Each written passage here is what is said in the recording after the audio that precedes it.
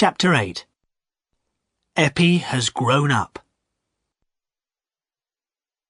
It was a bright autumn Sunday, 16 years after Silas had found Eppie in his cottage. The Raveloe church bells were ringing, and people were coming out of church after the morning service. First came the new squire, Godfrey Cass, looking a little heavier now, but with a straight back and a firm step. On his arm was his wife Nancy, still a pretty woman.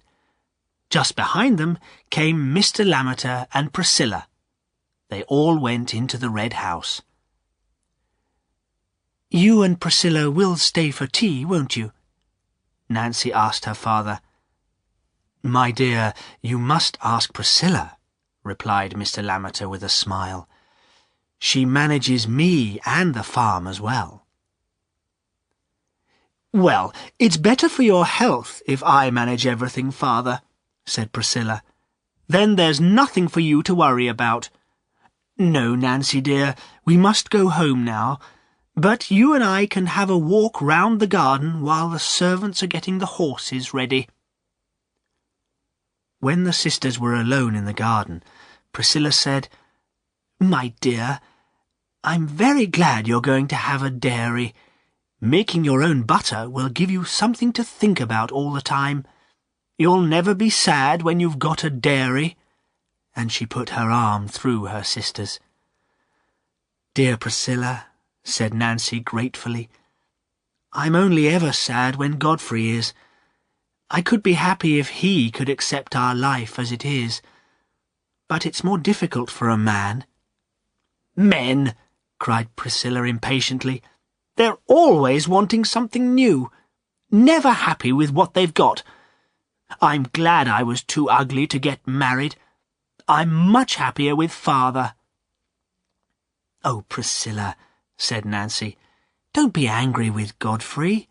He's a very good husband, but of course he's disappointed that we haven't had children. He wanted them so much." "Well, father is waiting for me. I'd better go now. Goodbye, my dear." And the sisters kissed goodbye.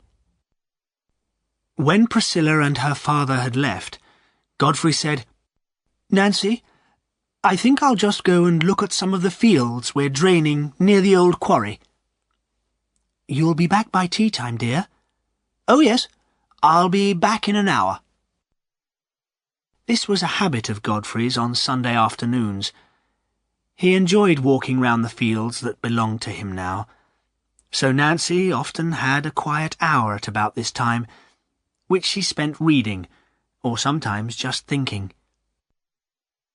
She remembered all the little things that had happened to her, especially during her marriage in the last 15 years.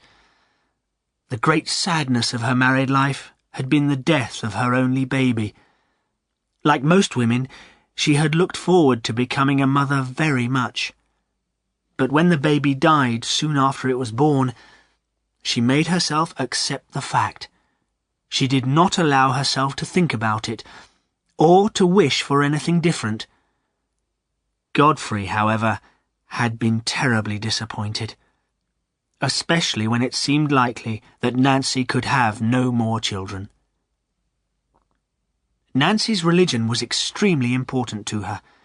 She firmly believed that people should accept whatever happened to them in life, because it was God who decided everything. But she understood how difficult it was for Godfrey to accept that their marriage would be childless. Was I right, she wondered for the 100th time, to refuse him when he said we should adopt a child? I believe that if God hasn't given us a child, it's because God doesn't want us to have one. I'm sure I'm right. But poor Godfrey, it's worse for him than for me. I've got him and the house and now the dairy to think about. But although he's always good to me, I know he's unhappy. He wants children so much. From the first moment Godfrey had spoken of adopting a child, He had mentioned Eppie's name. She had always been the child he wanted to adopt. He had no idea that Silas would rather die than lose Eppie, and he imagined that the weaver would be glad if the child were adopted by the Cass family. "After all, the girl will have a much better life with us," he told himself. "I can't be really happy if we don't have a child, and I can never tell Nancy the truth about Eppie. I'm afraid she'll hate me for it." While Nancy was sitting quietly in the red house, thinking about her husband, Silas and Eppie were sitting outside their cottage, near the quarry. They had been to church too, which they did every week, like the Casses and most of the villagers.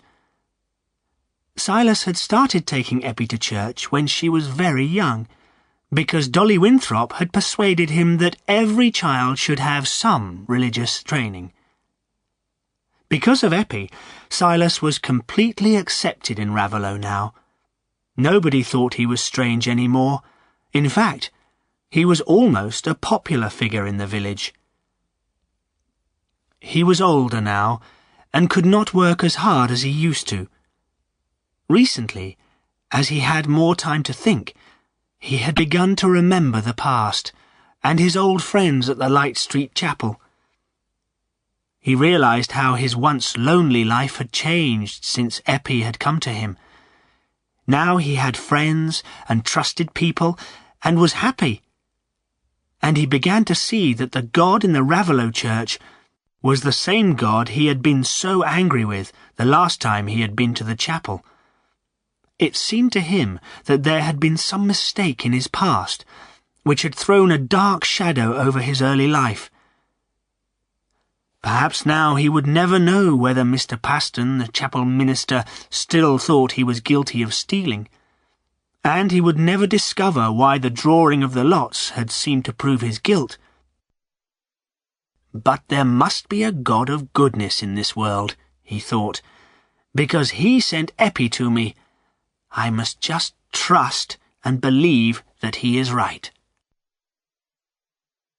He had told Eppie how her mother had died in the snow, and he had given her the dead woman's wedding ring. Eppie was not at all interested in who her real father was, as she thought she had the best father in the world already. At the moment, she was sitting close to Silas outside their door in the sunshine. Neither of them had spoken for a while. "Father," she said gently, "if I get married, do you think I should wear my mother's ring?" "Oh, Eppie," said Silas, surprised. "Are you thinking of getting married, then?" "Well, Aaron was talking to me about it," replied Eppie, blushing. "You know he's nearly 24 now, and is earning good money, and he'd like to marry soon." "And who would he like to marry?" asked Silas with rather a sad smile. "Why, me, of course, Daddy," said Eppie, laughing and kissing her father. "He won't want to marry anyone else." "And you'd like to marry him, would you?" asked Silas. "Yes, one day. I don't know when. Aaron says everyone's married sometime, but I told him that's not true. Because you haven't ever been married, have you, Daddy?" "No, child," said Silas. "I was a lonely man before you were sent to me." "But you'll never be lonely again, Father," said Eppie lovingly. "That's what Aaron said. He doesn't want to take me away from you. He wants us all to live together, and he'll do all the work. And you needn't work at all, Father. He'll be like a son to you." "Well, my child, you're young to be married," said Silas. "But he's a good young man. We'll ask his mother what we should do. She always gives us good advice. You see, Eppie, I'm getting older, and I'd like to think of you with a strong young husband to take care of you for the rest of your life. Yes, we'll ask Dolly Winthrop for her opinion."